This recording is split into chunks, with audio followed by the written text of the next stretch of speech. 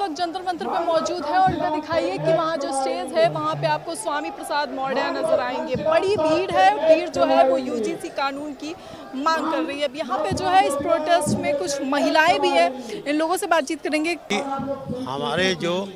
हमारे समाज है SC ST को यूजीसी का विरोध करने के बारे में है कि यूजीसी लागू हो। यूजीसी से क्या फायदे हैं?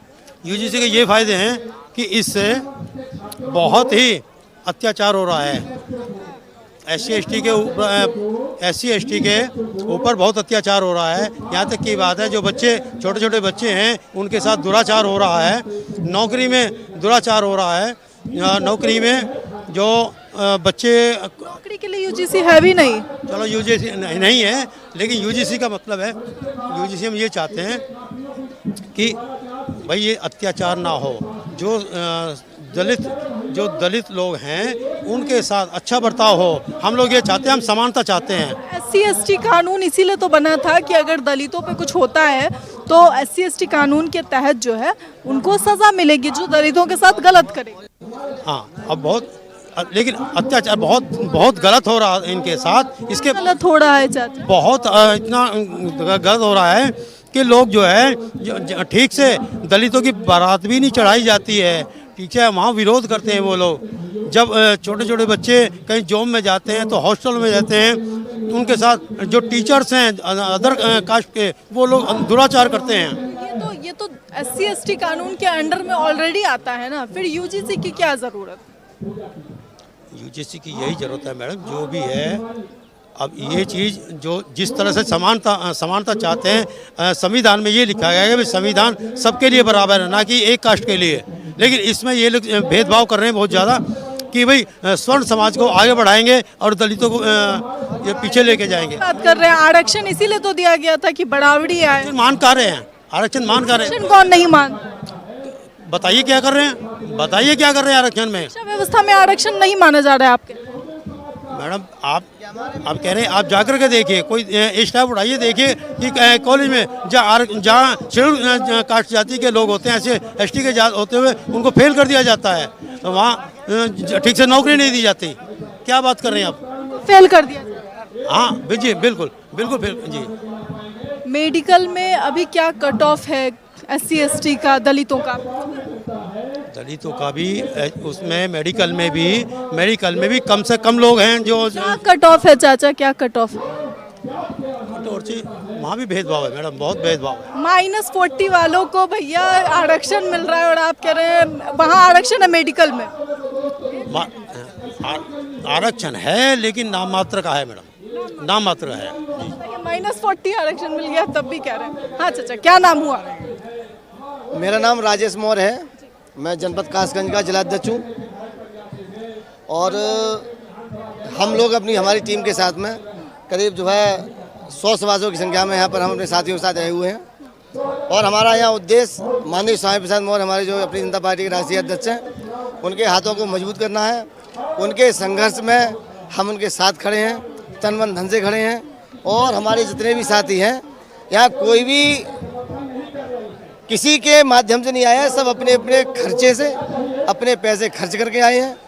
तो हम पूरे बहुजन समाज के साथ हैं। और जो ये विषमता मूलक जो केंद्र सरकार है जो लागू किया है, ये उस पर सही स्टैंड नहीं ले रही है।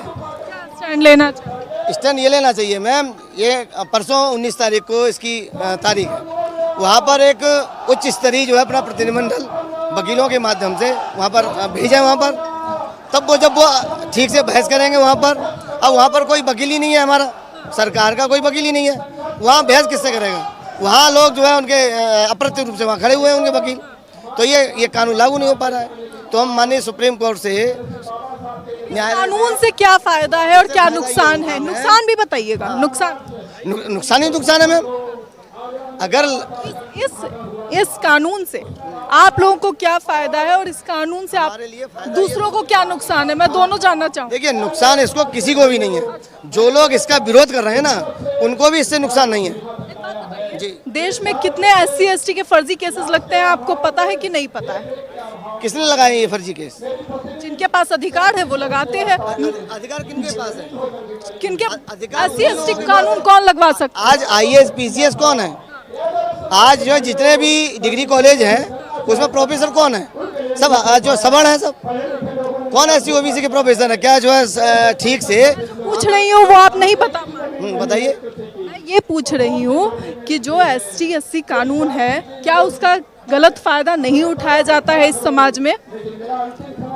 नहीं, गलत फायदा नहीं उठाया है। नहीं उठा नहीं, किसी ने नहीं उठाया। एक केस मैं बता देती हूँ आपको।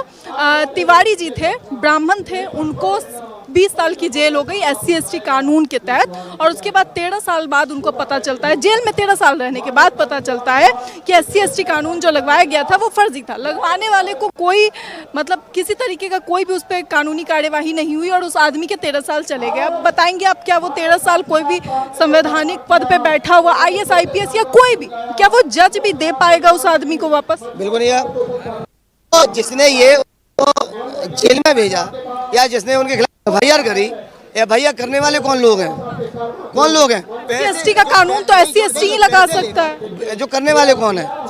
जो पैसा लेकर बैठे तो वही लोग हैं, बैठे तो वही जो ताकतवर लोग हैं वहाँ पर, जो इस कानून का गलत फायदा उठा रहे हैं। कानून लिखवाने वाला कौन होगा? कानून लिखवाने वाला कौन? SC ST लोगों को कानून लिखवाने उनके कंधे पर कुल्हाड़ी रखकर, बंदूक रखकर वो अपना फायदा उठाते हैं, अपनी लड़ाई लड़ते हैं वो। तो क्या आप चाहते हैं कि ये जो UGC कानून है इसमें एक संशोधन और हो जाए कि गलत कानून, गलत इल्जाम लगाने वाले पर भी कार्यवाही? ये सही नहीं है। आपने कानून पढ़ा नहीं पूरा, शायद आपने कानून पूरा नहीं पढ़ा है सर। शायद मैं पढ़ के आई हूँ, इसलिए मैं आपको बता रही हूँ कि ये जो UGC 2026 का कानून आया, इसमें जो इल्जाम लगाएगा, अगर वो इल्जाम गलत साबित होता है तो उस पर कोई कार्यवाही नहीं होगी। ये नियम था, इसलिए इसका विरोध किया। नहीं, मैं ये चाहता हूँ कि उस पर कानून पर उसको भी जो है मतलब कानून के दायरे में आया जाए, लेकिन मैं आपको संज्ञा लेता हूँ इस कानून में ये प्रावधान है ऑलरेडी। फिर कहूँगी नहीं है,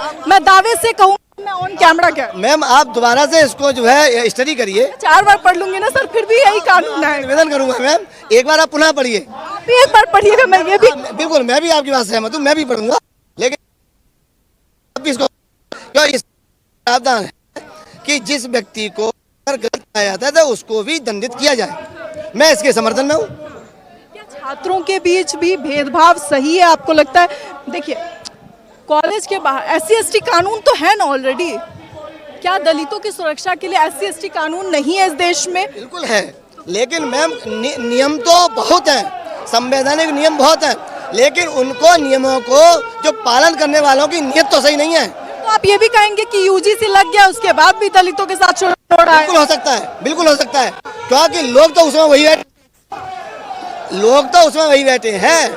आप ये देखिए उत्तर क्या चाहते हैं? सारे अधिकारियों को बदल के दलित बैठा दिया जाए? मैं ये चाहता हूँ कि समता मूलक समाज की स्थापना हो, सभी को बराबर का हक अधिकार मिले। आरक्षण भी खत्म करने की मांग होती है। अगर बराबर के अधिकार की बात है सबको, तो फिर तो आरक्षण खत्म करने की भी बात होगी। नहीं, देखिए आप देख रहे हैं एक EBS वाला का वो है जो ये गरीबों वाला, जो सवर्ण गरीब है उनके लिए कानून बनाया गया है। वो 55% अघोषित आरक्षण ले रहे हैं, 55% अघोषित आरक्षण ले रहे हैं, और 10% उन्हें और लेके मिल गया। कौन से प्रकार का आरक्षण है? आप थोड़ा सा, मैंने नहीं सुना कि किसी सवर्ण कोई गरीब है उसको आरक्षण मिल रहा। गरीब सवर्ण को 10% रिजर्वेशन अलग से है। आपको नहीं लगता कि जो आरक्षण का सिस्टम है वो आज के समय में कई है जो आरक्षण लेकर आगे बढ़े, अब उनका परिवार सुखी है, संपन्न है, तो आर्थिक तौर पर आरक्षण आना चाहिए। अब ये जो जाति सूचक चीजें हैं वो समाज में समाप्त करने के लिए जातीय आरक्षण बंद होना चाहिए, आर्थिक आरक्षण मिलना चाहिए, जो गरीब है उसको मिले, क्योंकि वो जरूरी है। जो आवश्यक है वास्तव में, और आवश्यक आप देखिए इस समय, आप देखिए मैं एक आपको उदाहरण देता हूँ। मैं सोरो डिस्ट्रिक्ट कासगंज का रहने वाला हूँ। वहाँ पर एक इंटर कॉलेज है, उस इंटर कॉलेज में आज से करीब 4-5 साल पहले उसमें जो 100% टीचर्स थे, लेक्चरर थे, उसमें 85% लोग, सारे लोग समर्थ थे।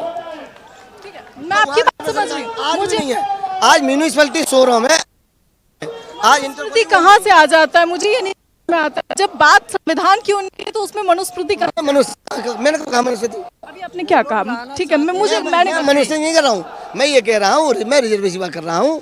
75% आज भी रिजर्वेशन नहीं है। सोरो जैसी एक क्षेत्र है वहाँ की बात कर रहा हूँ मैं। इतनी छोटी सी में ही आज जो है रिजर्वेशन ठीक से लागू नहीं हुआ है। नियम क्या नहीं है यहाँ पर, नियम तो है ना यहाँ पर, लेकिन उन नियमों को पालन करने वालों की नीयत तो सही नहीं है। इस्तेमाल करने वालों की नीयत सही है, बिल्कुल सही है। हम लोग तो भाई हम तो बुद्धवादी व्यक्ति हैं, अम्बेडकरवादी लोग हैं, हम लड़ाई झगड़ा में विश्वास रखते हैं। ठीक है, अंतिम सवाल लूंगी, आरक्षण आर्थिक आधार पे होना चाहिए या फिर जातीय आधार पर? आर्थिक या जातीय, दोनों में से अहम कौन सा है? देखिए आप ये सीधा सवाल है सर, एकदम सीधा आने वाला काम कर रही हैं।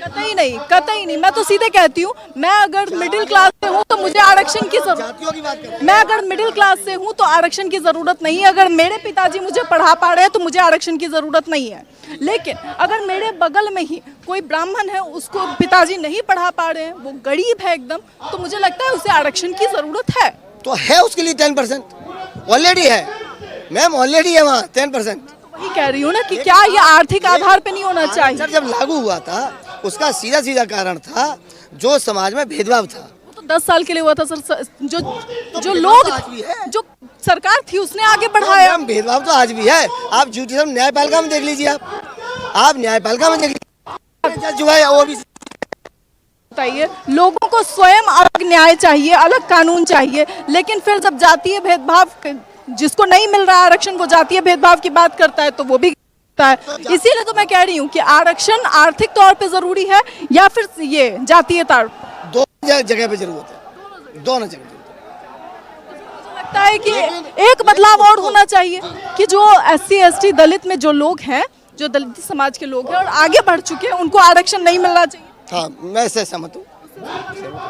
बहुत बहुत शुक्रिया तमाम जानकारी के लिए, बातचीत के लिए। तो साफ तौर पे आपने सुना, साफ तौर पे चाचा जी से हमने बातचीत भी की, हर पहलू पर बातचीत की और सबको लेकर के उन्होंने अपनी राय रखी। इसे लेकर आपकी क्या राय है, अपनी राय कमेंट बॉक्स में जरूर बताएं। फिलहाल इस खबर में इतना ही, ऐसी तमाम खबरों के लिए देखते रहें सड़क न्यूज़।